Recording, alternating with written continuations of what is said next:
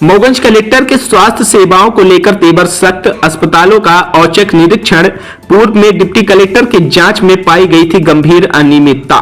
अधिवक्ता पंकज मिश्रा के गंभीर आरोप। सिविल अस्पताल में स्वास्थ्य सेवाओं से जमकर हुआ खिलवाड़। बंद कमरों, गंदगी और अव्यवस्था पर बीएमओ को कड़ी फटकार। सोनोग्राफी मशीन तुरंत चालू करने का अल्टीमेटम।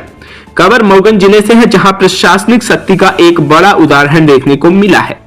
मऊगंज में कलेक्टर संजय कुमार जैन के द्वारा स्वास्थ्य विभाग की जिम्मेदारी देख रहे डिप्टी कलेक्टर पवन गुरैया के साथ आज नईगढ़ी और मऊगंज सिविल अस्पताल का सख्त औचक निरीक्षण किया गया, जिसके दौरान स्वास्थ्य सेवाओं की गंभीर अव्यवस्थाएं सामने आई। निरीक्षण के दौरान कई कमरे बंद पाए गए, परिसर में गंदगी का अंबार मिला और व्यवस्थाओं एवं घोर लापरवाही देखकर कलेक्टर संजय जैन ने नाराजगी जाहिर की है। उन्होंने मौके पर ही ब्लॉक मेडिकल ऑफिसर बीएमओ को कड़ी फटकार लगाई और सभी कमियों को तत्काल दूर करने की दो टूक निर्देश दिए। आज मऊगंज के सिविल अस्पताल और नईगढ़ी अस्पताल में जिला कलेक्टर संजय जैन का अचानक निरीक्षण किसी प्रशासनिक भूचाल से कम नहीं था। निरीक्षण शुरू होते ही स्वास्थ्य व्यवस्था की चौंकाने वाली तस्वीर सामने आ गई। कलेक्टर को अस्पताल के कई कमरों पर ताले लटकते मिले, जो यह दर्शाता है कि कार्य के प्रति कितनी उदासीनता बरती जा रही है। वहीं परिसर में गंदगी और अव्यवस्था अपने चरम पर थी। इन लचर हालातों से नाराज कलेक्टर जैन ने बीएमओ को सख्त लहजे में फटकार लगाई और उन्हें तुरंत व्यवस्थाएं दुरुस्त करने का आदेश दिया। सबसे अहम निर्देश यह रहा कि बंद पड़ी सोनोग्राफी मशीन को तत्काल चालू कराया जाए, ताकि मरीजों को भटकना ना पड़े। कलेक्टर ने स्वयं मरीजों से बात की और उनसे स्वास्थ्य सेवाओं की ग्राउंड रिपोर्ट ली। उन्होंने स्पष्ट और कड़े शब्दों में चेतावनी दी कि मरीजों के साथ किसी भी प्रकार की लापरवाही या खिलवाड़ बर्दाश्त नहीं की जाएगी। इसके अलावा कलेक्टर ने रोगी कल्याण समिति की बैठक को निर्धारित समय पर आयोजित करने का निर्देश दिया, ताकि संस्थागत स्तर पर सुधार लाया जा सके। गौरतलब यह है कि महज एक सप्ताह पूर्व डिप्टी कलेक्टर पवन गुरैया के द्वारा निरीक्षण एवं जांच में पाई गई थी गंभीर अनियमितताओं। बीएमओ को कारण बताओ नोटिस जारी किया गया था, इसके बावजूद व्यवस्था में सुधार नहीं आया। आज का यह औचक निरीक्षण जाहिर तौर पर मरीजों के हितों में एक बड़ा और महत्वपूर्ण कदम माना जा रहा है।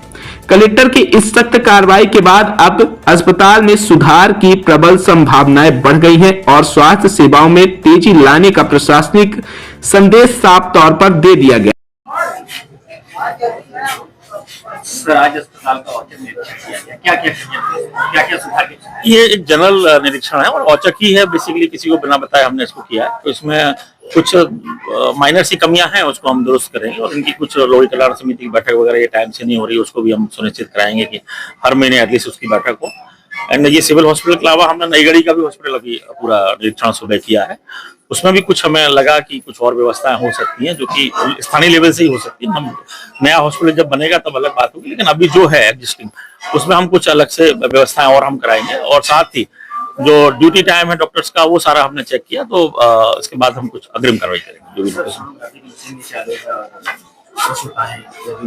सोनोग्राफी तो ये बता रहे हैं चालू है, लेकिन डायलिसिस की चालू नहीं है। वो हम एक महीने के अंदर हम उसको भी, क्योंकि इंफ्रा वाला कुछ उसमें काम होना है, हम उसको भी करा देंगे। कई जगहों पर ताले बंद हैं अभी भी। वो हम उसको चेक करा रहे हैं। अभी हमने एक डिप्टी कलेक्टर हमारे जो है प्रभारी हॉस्पिटल जो देख रहे हैं उनको, और साथ ही तहसीलदार ये पूरा चेक करेंगे स्टोर में क्या क्या है और जो भी कमरे बंद हैं उनमें क्या क्या स्थिति, कैसी स्थिति है। तो उसमें जो कमरे हमारे अगर अच्छे होंगे तो उसमें एडिशनल बेड लगाने की भी व्यवस्था कराएंगे।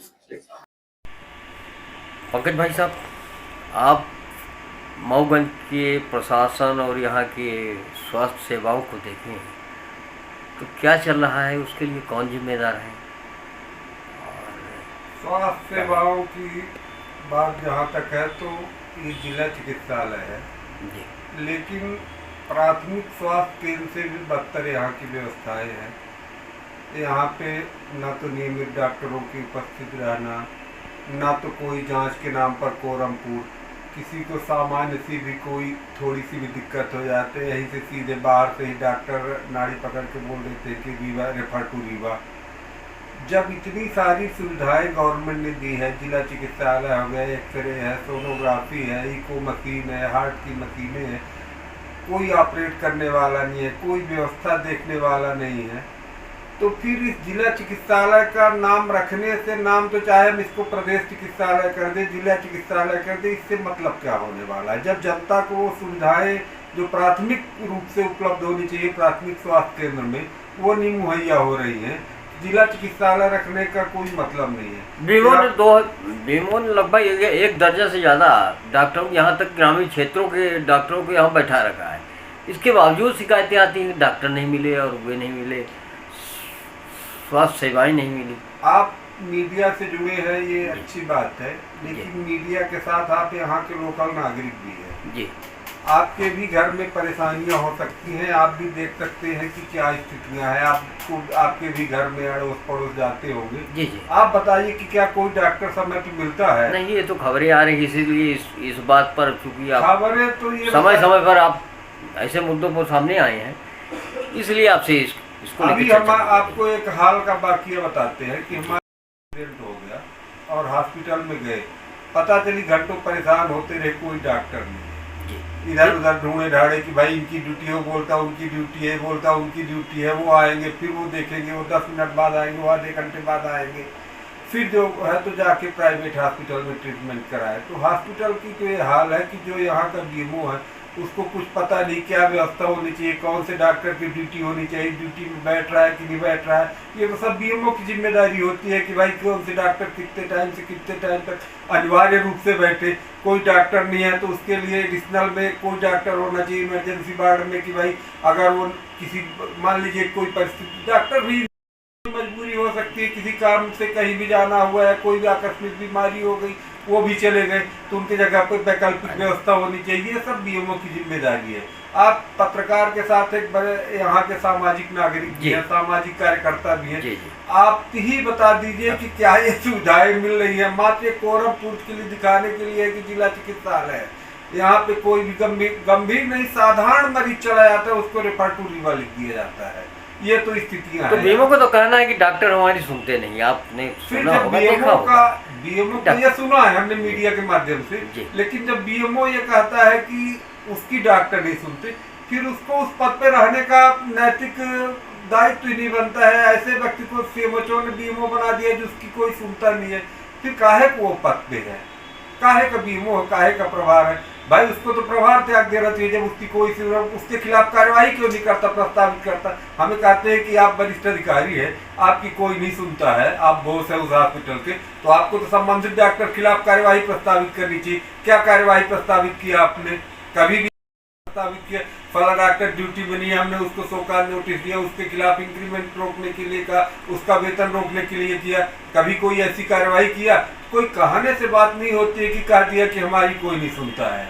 आपने देखा ये सारी चीजें सामने आ रही हैं, लगातार मौतें भी हुई, बहुत सारी आए दिन हो रही है ना। अभी कल ही एक प्राइवेट हॉस्पिटल मौत हुई, देवतलाव का मामला देखें, उसकी जांच हुई पूर्व में, पर उस जांच का क्या हुआ कुछ पता नहीं चला, कुछ नहीं पता चला। अब देखें तो यहाँ के जब मामले सामने आते हैं तो प्रशासन खबरों को ही झूठा बता देता है। आपने देखा होगा कि अधिकारी सामने आते हैं, प्रेस नोट जारी होगी, मतलब ये असत्य खबर झूठी, ये एक नया चला।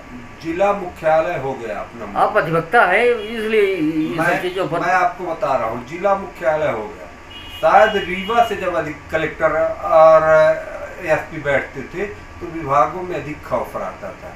सर पे हमारे कलेक्टर बैठे हुए हैं, एसपी बैठे हुए हैं, चाहे पुलिस की स्थिति देख लीजिए, चाहे स्वास्थ्य की देख लीजिए, तहसील परिसर की देख लीजिए, सर पे कलेक्टर हमारे बैठे हैं।